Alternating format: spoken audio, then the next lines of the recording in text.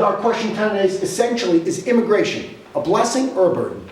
You think of immigration as what we call push factors and pull factors. Push factors are bad stuff in your country that push you out. A terrible dictator, political repression, religious persecution, famine. There's also what we call pull factors, which is good stuff in our society that people want to come towards. Say the discovery of gold in California. Okay? It depends on where you are. California and Texas have a different situation than Minnesota. So I did learn recently though that Justin Bieber is from Canada, and that tells me that we're guarding the wrong border. I'm kidding. In the 1980s under President Reagan, the Dyson Chicken Company actually needed more workers in their slaughterhouses. So what President Reagan did was send buses to South America to pick up low-wage workers and bring them to the United States to work in these slaughterhouses.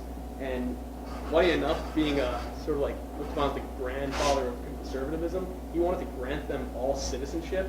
So I think it's hard to make an effort to educate yourself on certain things. So we rely very heavily on illegal immigrant labor in this area, but we really don't realize it.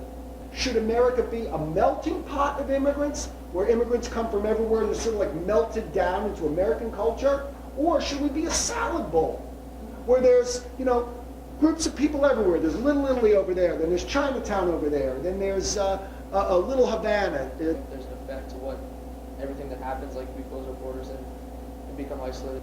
The reason that fruit, vegetables, pretty much all produce is as cheap as it is because of illegal immigrant labor.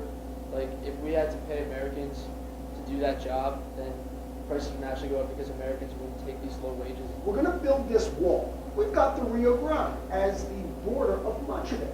Well, where are we going to put the wall? Put the wall on our side of the river? Guess what? You just choked off your own access to your own river. Not real smart.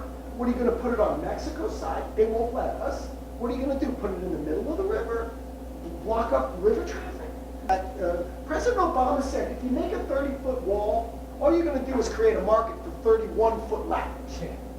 There was a huge movement in Red Bank for it to become a sanctuary city. There was a protest through the streets, I think like 3 or 4 years ago also. So I think that it's definitely something that hits close to home for us.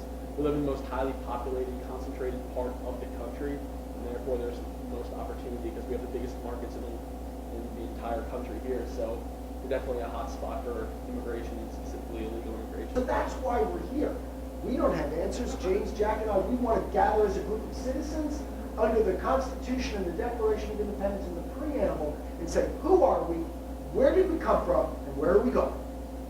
As a people, as a nation. Americans wanted American jobs during the Depression. A nation that can't secure its borders is like a family with a house that doesn't have any doors in it. You don't want people just moving in. So there's something in the 14th Amendment that says anyone born here is automatically a citizen. This is in our society and say, look, let her have the baby in the American hospital, make sure the baby's okay, make sure mom's okay, and then they go home.